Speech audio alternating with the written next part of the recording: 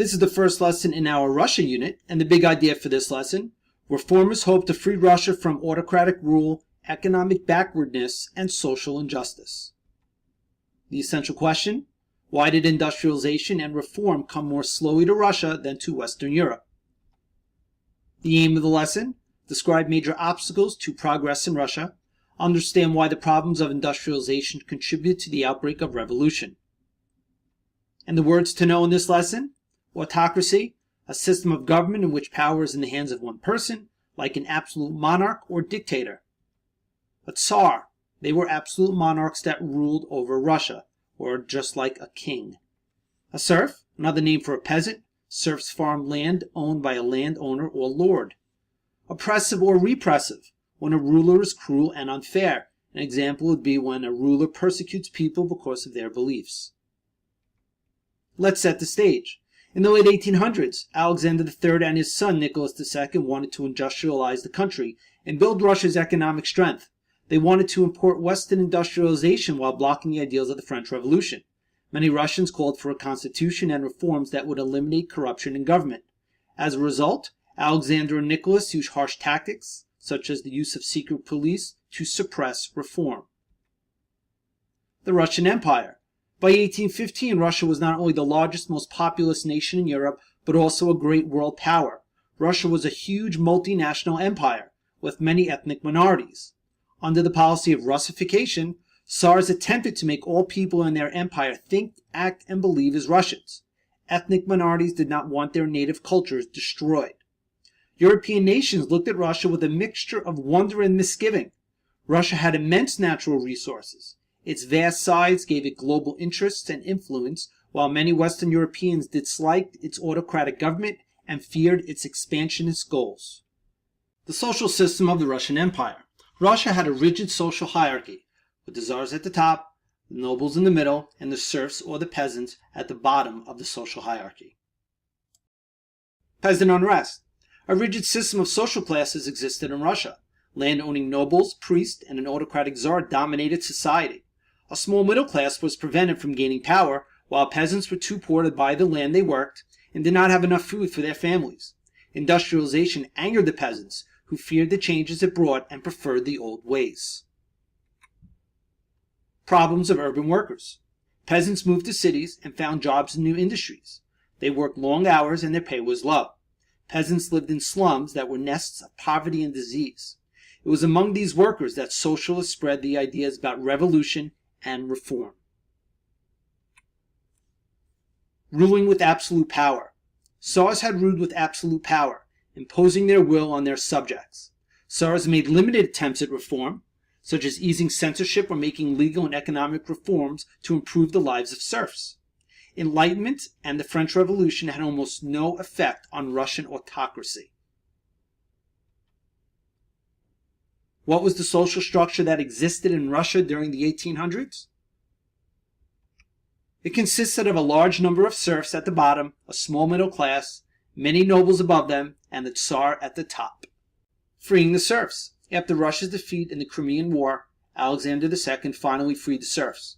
Freedom brought problems as peasants remained poor, unhappy, and driven for further reform. The reforms of Alexander II. He set up a system of local government.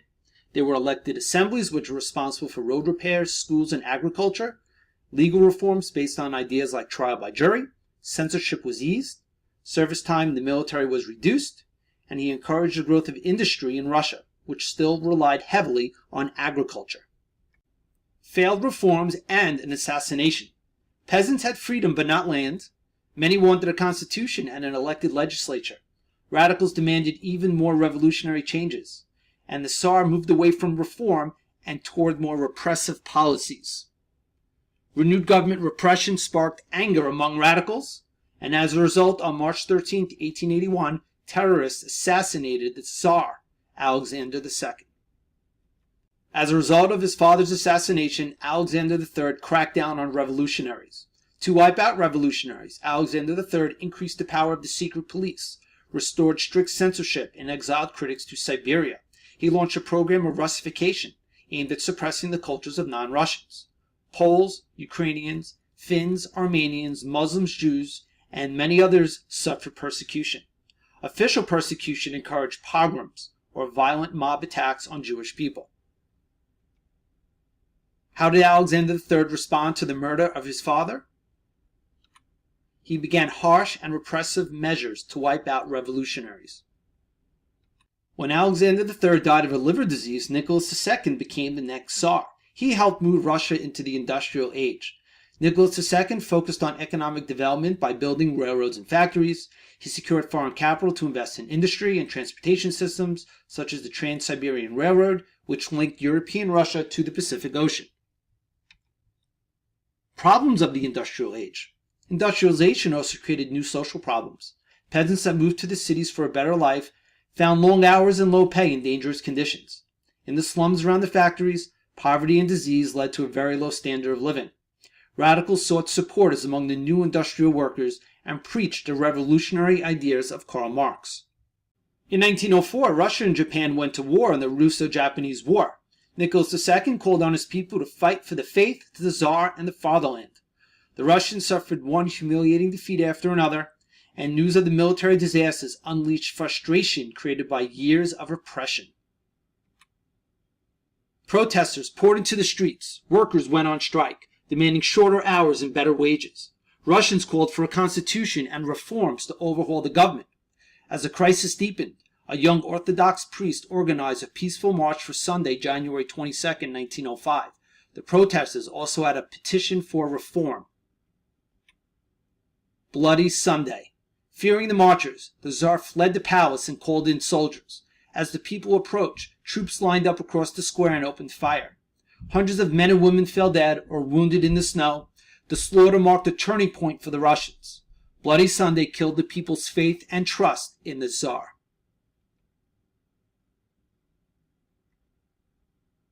Why was Bloody Sunday a turning point for the Russians? It was a turning point because it marked the end of the people's trust and faith in the Tsar. The Revolution of 1905. In the months that followed Bloody Sunday, discontent or unhappiness exploded across Russia. Strikes multiplied. Workers took over local government. In the countryside, peasants revolted and demanded land. Minority nationalities called for autonomy from Russia. And terrorists targeted officials. As a result, Nicholas II announced sweeping reforms. In the October Manifesto, he promised freedom of person, conscience, speech, assembly, and union. He agreed to summon a Duma, or elected national legislature or government. No law, he declared, would go into effect without approval by the Duma. The Duma was dominated by landowners and industrialists. What were the causes of the Revolution of 1905? Worker discontent, desire for a new constitution, the defeat in the Russo-Japanese War, and Bloody Sunday. Nicholas II never had any intention of giving up power. Nicholas II had no intention of letting revolutionaries challenge him or his power. Arrests, pogroms, and executions eventually followed to restore order. In 1906, the first Duma met, but when the Tsar was criticized, he quickly dissolved it. By 1914, Russia was still an autocracy, but once simmering with unrest. This unrest would eventually cause the Russian Revolution. Which situation resulted from the Russo-Japanese War of 1905? A. Japan lost its status as a world power. B. The Japanese emperor encouraged reforms in Russia. C. Dissident groups challenged the power of the Russian Tsar. Or D. Russia gained control of China and Japan. The answer is C. Dissident groups or revolutionaries challenged the power of the Russian Tsar. What were the effects of nationalism in Russia? The serfs were freed. Alexander III encourages persecution and pogroms. Russia eventually enters the industrial age. Bloody Sunday leads to a revolution in 1905. And the Duma has limited power and is eventually dissolved by Nicholas II. Here is a graphic organizer highlighting the causes and effects of the Russian Revolution of 1905. Please pause the video to review this important information. Let's answer our essential question.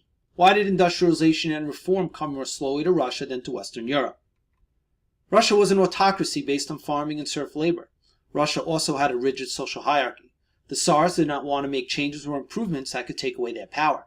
To keep their power, Tsars were extremely repressive.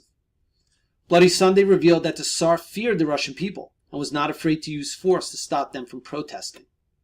Many Russians realized that peaceful reform was unlikely and were now willing to use violence against the Tsar. And unhappiness among many Russians would eventually lead to the Russian Revolution.